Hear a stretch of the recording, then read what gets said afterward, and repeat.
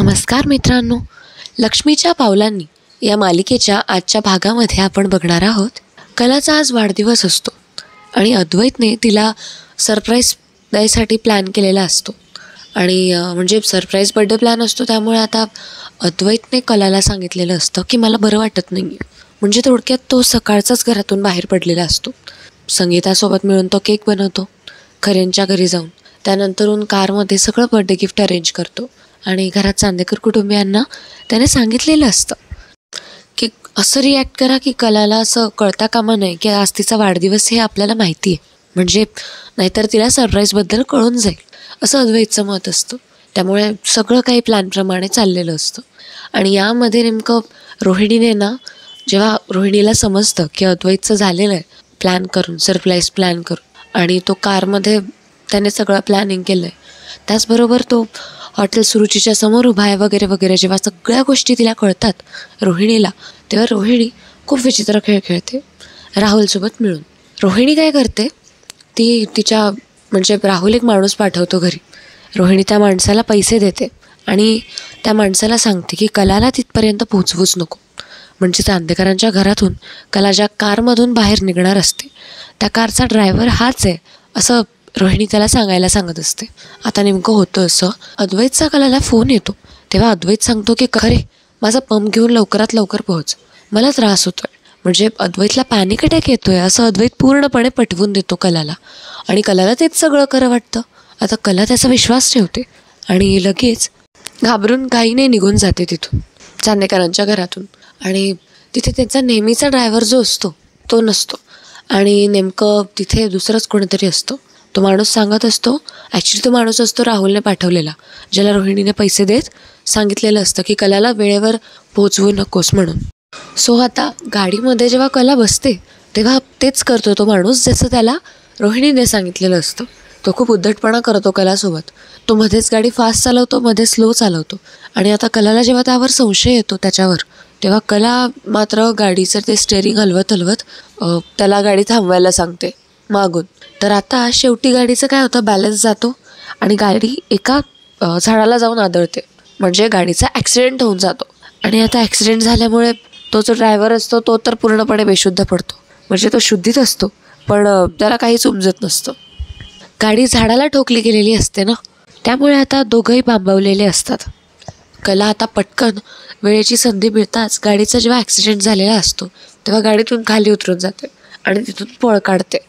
आणि तो जो ड्रायव्हर असतो, जो रोहिणीने पाठवलेला माणूस असतो, तो सुद्धा आता कलाला जाताना बघतो आणि तो धावतच गाडीच्या खाली उतरतो.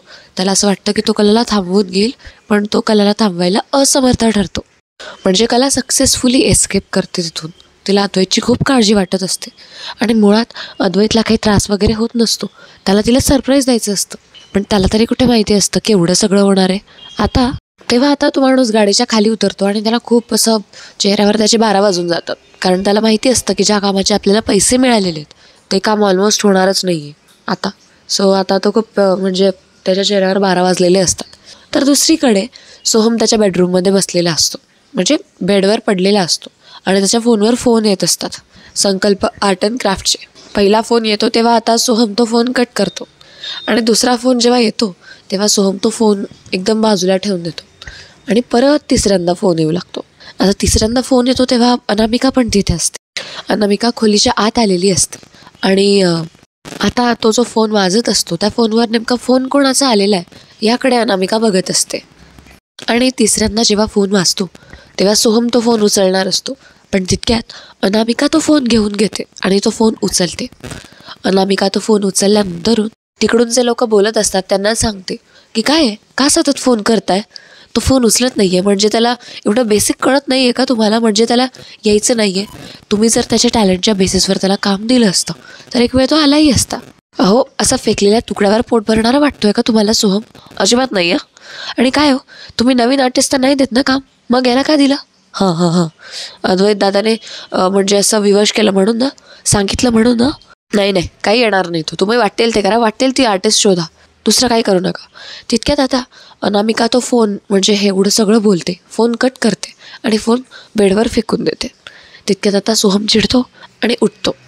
सोहम आता अनामिकावर चिडतो आणि अनामिकाला म्हणतो की म्हणजे अगदी चिडून म्हणतो, तू का फोन उचललास अनामिका? तितक्यात आता अनामिका म्हणते अरे.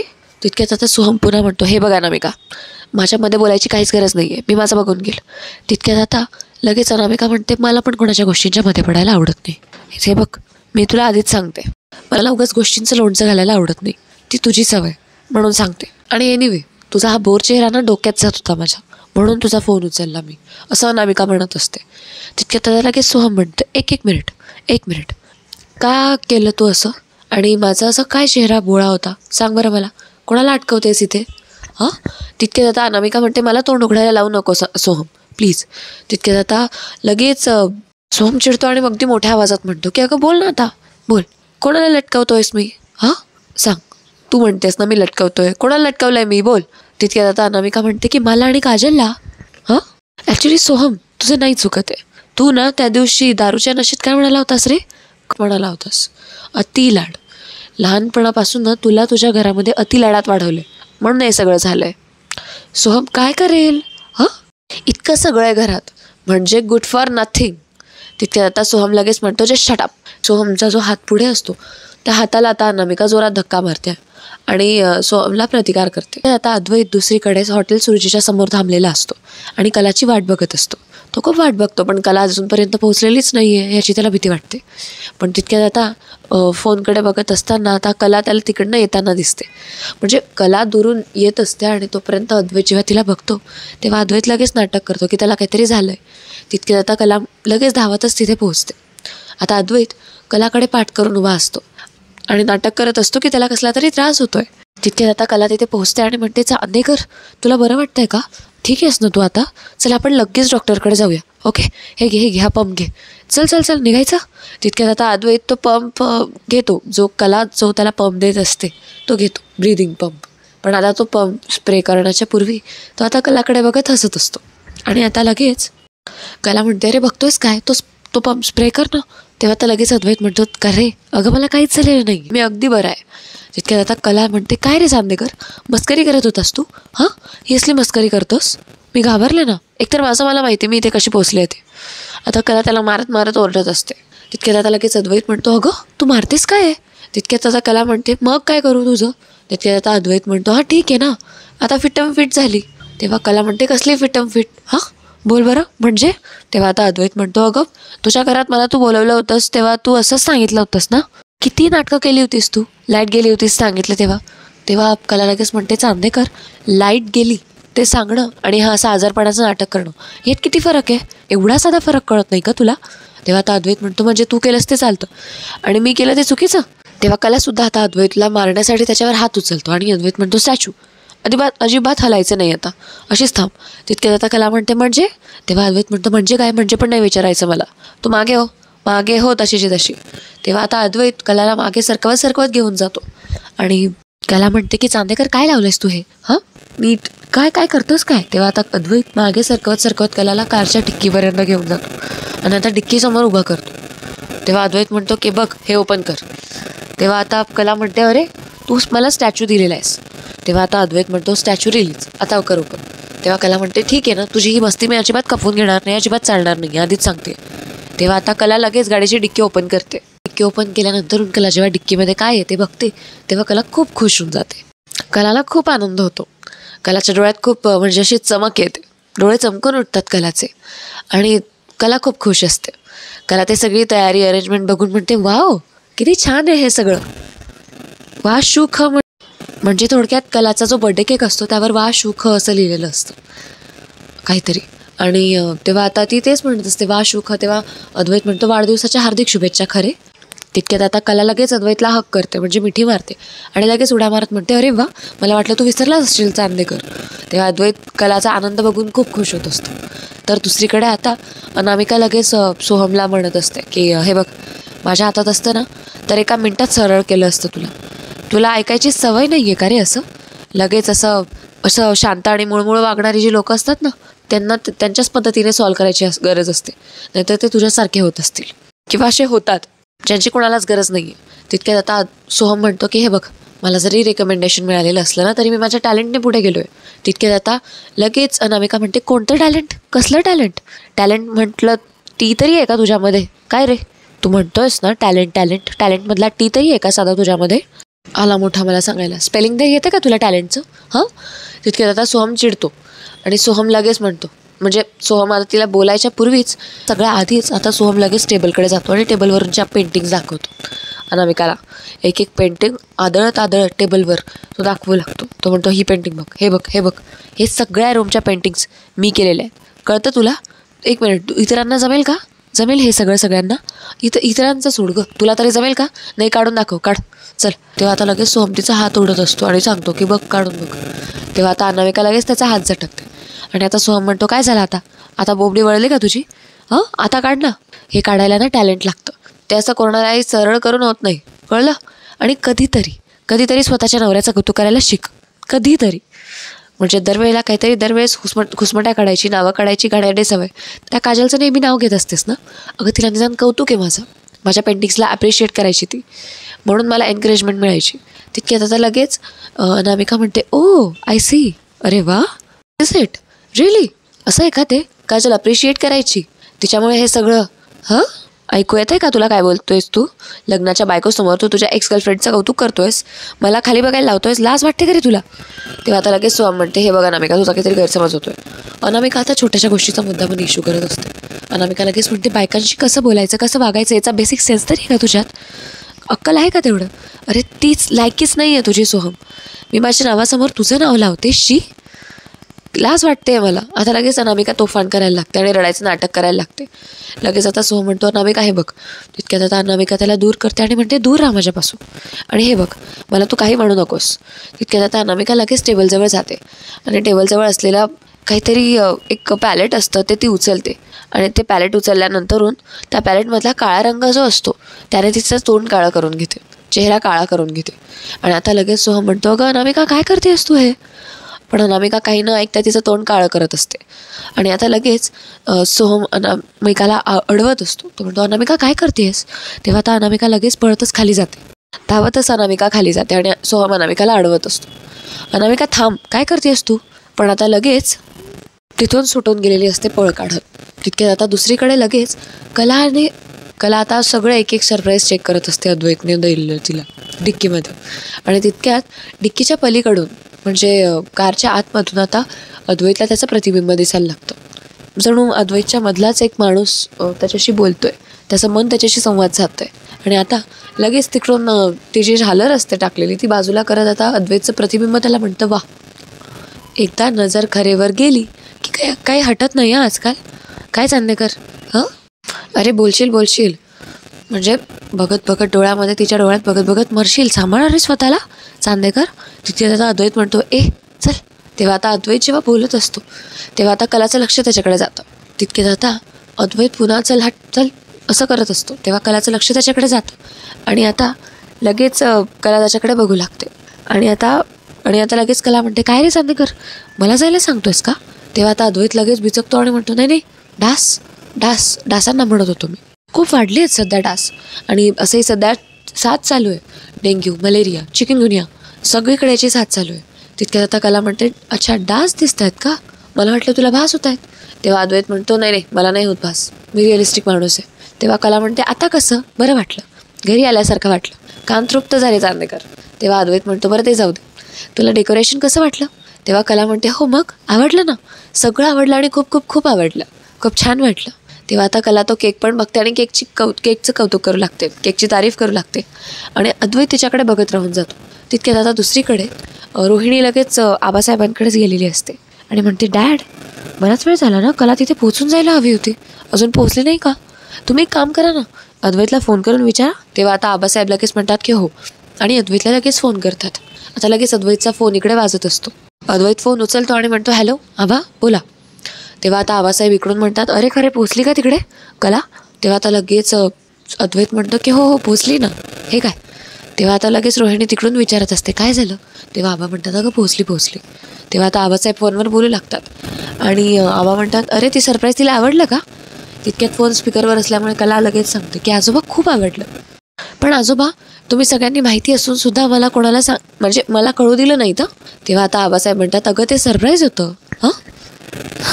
आता त्यांच्यामध्ये बोलणं सुरू असतं. तोपर्यंत रोहिणी लगेच बाजूला येते, कारण रोहिणीचा प्लॅन फ्लॉप झालेला असतो. रोहिणी आता त्याच गोष्टीचा विचार करत असते. कला विचार करते की ही कला तिथे पोहोचलीच कशी काय. फार ओव्हर स्मार्ट आहे ही. त्या ड्रायव्हरने कितीही बरोबर काम करायचं ठरवलं असेल ना, तरी ती प्लॅनच्या मध्ये आलीच असेल. प्लॅनमध्ये आडकाठी करायची सवयच आहे ना तिला. नाही नाही नाही, आता मी गप्प बसणार नाही. त्या कला आणि अद्वैतची म्हणजे असं तोंड ठेचायलाच हवं. तेव्हा आता कला आणि अद्वैतमध्ये संवाद सुरू असतो. त्यांच्यामध्ये बऱ्याच गोष्टी चाललेल्या असतात. आता कला लगेच अद्वैतचे गाल धरते आणि म्हणते थँक्यू सो मच. तेव्हा आता लगेच कला ते डेकोरेशन अगदी निरखून बघत असते आणि बोलत असते, आणि अद्वैत मात्र तिच्याकडे बघतच राहिलेला असतो. तर दुसरीकडे आता रात्रीची वेळ असते ऑब्व्हियसली. तेव्हा आता लगेच रजनी सरोजच्या रूममध्ये असते आणि तिला सांगत असते की मला सरोजची हल्ली खूप काळजी वाटते. तितक्यात आता लगेच अनामिका तिचं तोंड काळं करत इथे आलेली असते सरोजच्या खोलीमध्ये आणि रजनीच्या समोर. तेव्हा आता लगेच तिथे ती येऊन पोचते आणि या दोघंही तिच्याकडे बघतात. अनामिकाला रडू काही येत नसतं, पण ती रडायचं नाटक करत असते. तितक्यात आता लगेच हे दोघं उठतात आणि म्हणतात अनामिका अगं हे काय करून घेतलंयस. तेव्हा रजनी म्हणते अगं सावकाश, हळूहळू ये बस इथे. आता सरोज म्हणते काय गं काय झालं, तोंडाला काळं का लागलंय. आणि तेव्हा आता लगेच रजनी म्हणते हो ना काय झालं, बोलशील का जरा, शांत हो बरं. तेव्हा आता लगेच रडत रडत अनामिका आता तोफान करायला लागते आणि यांना सांगू लागते मी सोहमशी गेले होते त्याच्याशी बोलायला त्याच्याजवळ, पण काहीतरी वेगळंच मला बघायला मिळालं. अनामिका रडण्याची खूप ओव्हर ॲक्टिंग करत असते आणि आता लगेच सरोज म्हणते की अनामिका तुझ्यात आणि सोहममध्ये काही झालं आहे का. तेव्हा आता अनामिका फक्त आणि फक्त रडू लागते. अनामिका म्हणते की मी ना आतापर्यंत कधीच कोणाकडे म्हणजे असं आले नव्हते, पण आता मला नाही सहन होते. मी कधीच आतापर्यंत कोणाकडे अशी रडत आलेले नव्हते, पण आता खरंच मला नाही सहन होते. तितक्यात आता रजनी म्हणते अगं शांत हो, काय झालं मला सांग. हां लगेच आता सरोज म्हणते अनामिका काय झालं नीट सांग, आणि तोंडाला काळं कसं काय लागलं तुझ्या. हां तेव्हा आता अनामिका म्हणते की मीच लावलं. तेव्हा लगेच रजनी म्हणते काय, कशासाठी कशासाठी लावलं आहेस. तेव्हा आता लगेच अनामिका म्हणते मला ना स्वतःकडे आरशातही बघवत नाही आहे अजिबात. आई मला ना खात्री पटली आहे की मी घाण दिसते, वाईट दिसते खरंच. तेव्हा आता लगेच म्हणजे पुढे म्हणत असते ती की म्हणजे एखाद्या नवऱ्याला त्याच्या बायकोबद्दल वाटलं पाहिजे ना, तसं काहीच नाही आहे माझ्यामध्ये म्हणायला गेलं तर. म्हणजे माझा नवरा माझ्याकडे साधं बघतच नाही हो, म्हणूनच तर मी हरले स्त्री म्हणून. काय अस्तित्वच काय माझं, म्हणजे जिवंत दिसत असेल मी कदाचित, पण माझ्यातल्या स्त्रीला माझ्यातल्या बायकोला ना सोहमने कधीच मारून टाकलं आहे. आणि आता तर ती डोक्यावर नाही काढणार अजिबात नाही, मेली आहे ती. आता लगेच अनामिका मोठ्या मोठ्यानं रडायचं नाटक करू लागते. खरं तर ते नाटक असतं, पण ह्या दोघींना ते खरं वाटत असतं. तर दुसरीकडे आता कला आणि अद्वैत दोघंही आता अद्वैत कलाला कुठेतरी घेऊन येतो, कलाचे डोळे झाकत, आणि त्याच्या एका हातात केक असतो. तेव्हा कला म्हणते अरे हो मला कधी कधी कधी येणार होतं आपण. तेव्हा अद्वैत म्हणतो हो हे काय पोचलो आहे आपण, हे बघ पोचलो आहे आता, आपण डोळे उघडायचे नाही, चिटिंग करायची नाही. अद्वैतने जो टेबल डेकोरेट केलेला असतो त्या टेबलजवळ कलाला घेऊन येतो आणि कलाला तो आता बसवतो चेअरवर. कला आता चेअरवर बसते सुद्धा. अद्वैतने तिचे डोळेच झाकलेले असतात आणि आता अद्वैत म्हणतो रेडी चल. आता अद्वैत कलाच्या डोळ्यावरचे हात काढतो आपले आणि लगेच बाजूला होऊन जातो आणि तिला मोठ्या आवाजात हॅपी बर्थडे म्हणत असतो. लगेच कला म्हणते थँक्यू सो मच चांदेकर, पण मला सांग तू असा इन्स्टॉलमेंटमध्ये माझा वाढदिवस का साजरा करतोस, आधी कारमध्ये आता या कॅफेमध्ये. तेव्हा आता लगेच अद्वैत म्हणतो अगं म्हणजे काय, बर्थडे कोणाचा आहे, काप केक काप. तेव्हा आता केक कापायला घेते कला आणि केककडे बघत आता म्हणते चांदेकर मला एक सांग, हे वा शू ख असं केकवर तू जागा नाही आहे म्हणून केलंस ना, बरोबर, कमाल आयडिया आहे ही, आवडलं आहे मला. तेव्हा आता अद्वैत म्हणतो कळलं का तुला. हां तेव्हा कला म्हणते ऑफकोर्स. तेव्हा अद्वैत म्हणतो यालाच तर म्हणतात क्रिएटिव्हिटी. तेव्हा कला म्हणते आणि मला आवडली तुझी क्रिएटिव्हिटी. तेव्हा आता अद्वैत म्हणतो थँक्यू सो मच. आता केक कापायचा. तेव्हा कला म्हणते हो ऑफकोर्स कापूयात. तेव्हा आता कला केक कापायला लागते. कला आता केक कापते आणि लगेच कापता कापता थांबत असते, पण पुन्हा एकदा ती केक कापायला घेते, पण तो केक काही कापलाच जात नसतो. तेव्हा आता अद्वैत लगेच तिला बर्थडे विश करत असतो, अप्लॉज करत असतो, हॅपी बर्थडे टू यू वगैरे, पण कलाकडून केक कापला जात नसतो. त्यामुळे अद्वैत म्हणतो अगं थांबलीस काय, केक काप ना. तेव्हा आता कला म्हणते अरे हा चाकू खरा नाही आहे ना, मग आपण दुसरा चाकू मागवूयात का. तेव्हा अद्वैत म्हणतो खरा चाकू पाहिजे का, हरकत नाही काही मागतो भेटेल. तेव्हा आता लगेच अद्वैत कॅफेमध्ये जातो आणि म्हणतो काकू जरा चाकू देता का. तेव्हा आता लगेच दुसरीकडे इकडे अनामिका रडत असते आणि अनामिकाला रजनी आणि सरोज शांत करत असतात. रजनी म्हणत असते अगं अनामिका शांत हो तू, प्लीज शांत हो. आता सरोज पण म्हणत असते अनामिका शांत हो जरा आणि उगाच काही बरडू नकोस. असा कोणी कधी विचार करतं का तेव्हा आता लगेच अनामिका म्हणते, अगो काकू मग काय करू सांगा बरं मला. कोणत्या बायकोला आवडेल की तिचा नवरा तिच्याच समोर त्याच्या जुन्या गर्लफ्रेंडचं म्हणजे एक्स गर्लफ्रेंडचं नाव घेतोय. हां म्हणजे असं कौतुक करतोय जुन्या प्रियसीचं. अर्थात म्हणजे सतत सांगत असतो की कशी ती बरोबर होती आणि कशी मी चुकीची आहे. याला काही अर्थ आहे का मला सांगा. तेव्हा आता लगेच सरोज म्हणते, म्हणजे सोहम आणि काजल पुन्हा. तेव्हा आता लगेच अनामिका म्हणते, हो त्याच्यासाठी काहीही चांगलं करायला गेलं ना तर प्रत्येक वेळेस तू हे असं केलंयस, पण काजल असं कधीच करायची नाही असं सांगत असतो तो. काजल अशी होती, काजल तशी होती, काजल अशी बोलायची, अशी हसायची, किती छान होती काजल. काजल काजल काजल फक्त आणि फक्त काजल. आता अनामिका जागची उठून बाजूला येते आणि ना हसत हसत बोलत असते. म्हणते माझं तर अस्तित्वच संपलं आहे. ती या दोघींना इमोशनल करत असते. अनामिका म्हणते माझं जरी त्याच्यासोबत लग्न झालेलं असलं ना तरी ती या घरात त्याच्यासोबत आहे, असूनही नसूनही. आणि मी असूनही नाही आहे. कोण समजतो हा बायको म्हणून मला. घरी आणलं आहे लग्नानंतर आणि वाटेल तसं वागायचं माझ्यासोबत. माझं अस्तित्व, माझे विचार, माझं वेगळेपण हे नको का जपायला त्याने. तेव्हा आता सरोज लगेच म्हणते, अनामिका अगदी बरोबर आहे तुझं.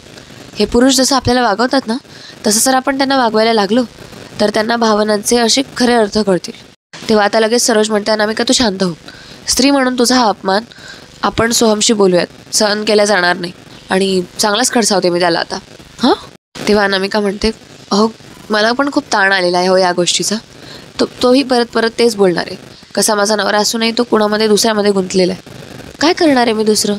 मला ना आता माझ्यातच काहीतरी कमी असं वाटायला लागलं. खरंच म्हणजे माझ्यामध्ये काहीतरी खोटे वाटतं. म्हणून तो आता लग्नाला एवढे महिने असूनसुद्धा तो काही साधं करत नाही आहे माझ्यासाठी. साधा गोड बोललेला नाही आहे तो माझ्याशी. म्हणजे प्रयत्नही केला नाही आहे त्याने साधा. त्यामुळेच मला स्वतःकडे बघवत नाही आणि म्हणून मी आज माझं तोंड काळं केलं. आणि आता अनामिका पुन्हा खूप रडू लागते. आणि रजनीकडून त्याची अवस्था अशी बघितली जात नसते. सरोज म्हणते, अनामिका शांत हो, प्लीज शांत हो. हे बघ, ज्या व्यक्तीच्या आयुष्यात आपली किंमत नसते ना तेव्हा व्यक्तीला बळी पडायचं नसतं. त्याला त्याच्या चुकांची जाणीव करून द्यायला आपलं काळीच कणखर असायला हवं. तेव्हा रजनी म्हणते, आणि संसारात जर एक माणूस सुखात असेल तर दुसऱ्याने असं खचून जायचं नसतं. तेव्हा सरोज म्हणते, तू रडणं थांबावं अनामिका, चल माझ्यासोबत. तेव्हा आता लगेच अनामिकाला सरोज घेऊन जाते. अनामिका तिची चूक सांगत नसते, फक्त सोहमची चूक सांगते. आणि त्यामुळे आता तिला हर्ट होत असतं. म्हणजे हर्ट नाही म्हणता येणार, पण आता अनामिका खूप आनंदी होते. तर दुसरीकडे आता अद्वैत जो कलाला आता नवीन दुसरी सुरी आणून देतो, चाकू आणून देतो. आणि त्या चाकूने आता कला केक कापण्याचा प्रयत्न करत असते आणि त्याने सुद्धा केक कट होत नसतो. तेव्हा आता अद्वैत लगेच शॉकमध्ये पडतो की केक कट का होत नाही आहे. तेव्हा आता लगेच तो म्हणतो, हॅपी बर्थडे टू यू कला. पण हे काय होतंय. अद्वैत म्हणतो, अगं नीट काप ना, नीट काप, उभं राहून काप. तेव्हा कला आता उभं राहून कापते आणि अद्वैत पुन्हा म्हणत असतो, हॅपी बर्थडे टू यू. असं नसतं कट करायचं, खरे ती टेक्निक असते आणि मी करतो. तेव्हा आता अद्वैत तो केक कट करू लागतो आणि तो केक कट होतच नसतो. तो केक कडक झालेला असतो आणि आता तो खूप जोरात तो केक कट करतो आणि म्हणतो, झालं बघ चला हॅपी बर्थडे टू यू असं म्हणत. आता कलाला तो बर्थडे केक खाऊ घालत असतो अद्वैत आणि कला आता तो केक खात असते. तो केक चावायला जरा टफ असतो कारण तो कडक असतो. तेव्हा अद्वैत म्हणतो, चाव. तेव्हा आता कला म्हणते, हे घे, तू पण घे, थँक्यू. तेव्हा आता कला हसू लागते अद्वैतला. कला म्हणते, चवीला भारी हा चांदेकर, म्हणजे मला खूप आवडला, टेस्टी, टिकाऊ आणि थोडासा टणक आहे, बस, थँक्यू सो मच. तेव्हा आता अद्वैत म्हणतो, थँक्यू, पण हा असा कसा आला काय माहिती. तेव्हा आता लगेच कला हसत म्हणते, टणक आहे, पण चांदेकर हे काय झालं, मला भूक लागली आणि मला वाटलं की खायला भेटेल, पण आता काय करायचं. तेव्हा आता लगेच अद्वैत म्हणतो की चिडवून पोट भरलं वाटतं तुझं, नाही का, हे घे. तेव्हा आता लगेच तिकडून ते लोक जे कॅफेचे ओनर्स असतात ते पॅनकेक्स घेऊन येतात. तेव्हा आता म्हणजे पॅनकेक्स आणि सँडविचेस घेऊन येतात. तेव्हा आता लगेच कला म्हणते की वा चांदेकर, प्लॅनिंग छान केलं आहे. तेव्हा आता तिथल्या त्या काकू असतात त्या म्हणतात, अहो प्लॅनिंगच नाही, डेकोरेशनसुद्धा अद्वैतनेच केलेलं आहे. तेव्हा आता कला म्हणते, थँक्यू. तो माणूसही म्हणतो सोबतचा, हॅपी बर्थडे मॅडम म्हणून. तेव्हा आता तर त्याला लगेच थँक्यू म्हणते आणि आता अद्वैत म्हणतो की एक काम करा काका, हे पण घेऊन जा असं म्हणत. आता केक जो असतो तिथला तो अद्वैत त्या काकांना देतो आणि म्हणतो, तुमचं जर जमलं तर याचे पीसेस करून ठेवा, मी जाताना घेऊन जाईल. तेव्हा आता तो माणूस म्हणतो, ओके सर असं म्हणत लगेच तो माणूस तिथून जातो. आणि कला त्याच्याकडे बघत मनोमन विचार करत असते, अद्वैतकडे बघत, इतकं स्वीट कोणी असतं का या जगात. मला तर असं वाटलं होतं की चांदेकरला पडलेलीच नाही, पण चांदेकरने खूप छान सरप्राईज दिलं मला. पण त्याने स्वतःहून किती कष्ट घेतले माझ्यासाठी, त्याने कॅफे सजवला आणि टणक का होईना केक घेऊन आला, मी खूप खुश आहे. तेव्हा आता अद्वैत कलाकडे बघून हसत असतो आणि कला अद्वैतकडे. आता लगेच पुढील भागात आपल्याला बघायला मिळणार आहे, आजच्या हातामध्ये एक फाईल असते जे असतात डिवोर्स पेपर. आणि ते आता अद्वैतकडे बघून म्हणते डिवोर्स पेपरवर सॉरी. तेव्हा आता लगेच अद्वैत म्हणतो की हो. तेव्हा आता लगेच अद्वैत म्हणतो की हे तुझं बर्थडे गिफ्ट आहे. तेव्हा आता कला लगेच म्हणते हे तू मला देतोस. तेव्हा अद्वैत म्हणतो हो. चुप. म्हणजे तेव्हा आता लगेच कला म्हणते म्हणजे तुम्हाला डिवोर्स. तितक्यात अद्वैत म्हणतो जरा शांत बसशील का. तेव्हा आता लगेच कलाचं तोंड झाकून घेतो अद्वैत. तेव्हा आता अद्वैत लगेच कलाचं तोंड बंद करतो म्हणजे झाकतो आणि म्हणतो की हे बघ मागच्या वेळेस मला डिवोर्स हवा आहे असं म्हणत मी खूप मोठी चूक केलेली होती, म्हणून आता मी माझा डिवोर्स कॅन्सल करतो आहे, मी हे कबूल कर. तेव्हा असं ऐकताच कला लगेच हसू लागते. कला खूप खुश होऊन जाते. तिला आनंद होत असतो की आता त्यांचा डिवोर्स होणार नाही आहे. म्हणजे थोडक्यात खूप खुश झालेली असते कला. सगळं काही व्यवस्थित चाललेलं असतं. आता वेळ झालेली आहे माझा फेवरेट पार्ट म्हणजे आपलं कमेंट सेक्शन, त्याकडे वळायचे. आपले डेली व्ह्यूवर्स आणि कमेंटर्स त्यांचं नाव घेण्याची, कारण कमेंट्स खूप छान छान आलेले आहेत कालच्या व्हिडिओला प्रतिसाद पण खूप छान आलेला आहे. सो मला माझ्या आवडत्या कमेंट्स वाचून दाखवायला आवडतील ज्यांनी केलेलं आहे. सो आता पहिली कमेंट आहे अश्विनी चांदे यांची. त्या म्हणत आहेत की व्हिडिओमध्ये टाका एपिसोड रोज.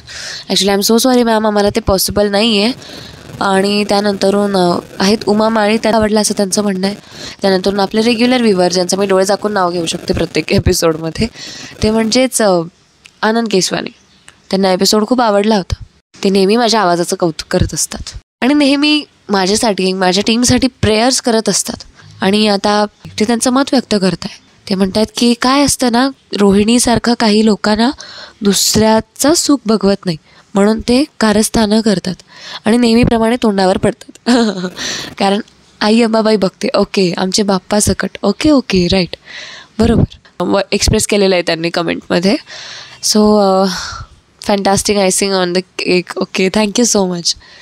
त्यांचं म्हणणं असं पडतं की hope every husband gives a pleasant surprise to his wife on her special day, she deserves it. Okay, true, हे खरं आहे, मी याचं समर्थन करते. त्यानंतरून आहेत रंजना टी डांगे. ओके, रंजना डांगे म्हणून कोणीतरी आहे. सुशीला मस्के, विजया काटे, त्यानंतरून श्लोक. ओके, त्यांचं म्हणणं आहे कलाशिवाय ही मालिका बघणं अशक्य आहे आणि तुम्ही छान सांगता, थँक्यू सो मच.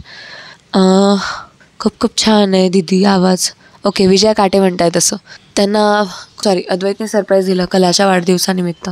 त्यानंतर आहेत मिथिला पवार, मालिनी जाधव, उमा माळी. ओके, पुन्हा एकदा कमेंट आली आहे. त्यानंतर आहेत मार्गरेट जॉन. ओके, खूप छान कमेंट्स आलेले आहेत. मला या कमेंट्स बघून तर मी खरंच भारावून गेलेली आहे की प्रेक्षकांचा किती छान प्रतिसाद मिळायला लागला आता आपल्याला. त्यानंतर आहेत मालिनी जाधव यांची पुन्हा एकदा कमेंट आहे. मोहन मिंदे, विजया काटे, वैभव कुष्टे, शुभांगी बडेकर, धनश्री नाळे. ओके, खूप छान कमेंट्स आलेले आहेत. Thank you so much. तुमचं प्रेम असंच राहू देत कायम. आणि थँक्यू सो मच, असंच कायम तुमच्या प्रेमाचा वर्षाव असू देत. चला तर मग मित्रांनो, वेळ झाली आहे थांबण्याची. आता मी इथेच माझ्या वाणीला पूर्णविराम देते. भेटूया पुढच्या व्हिडिओमध्ये लवकरच.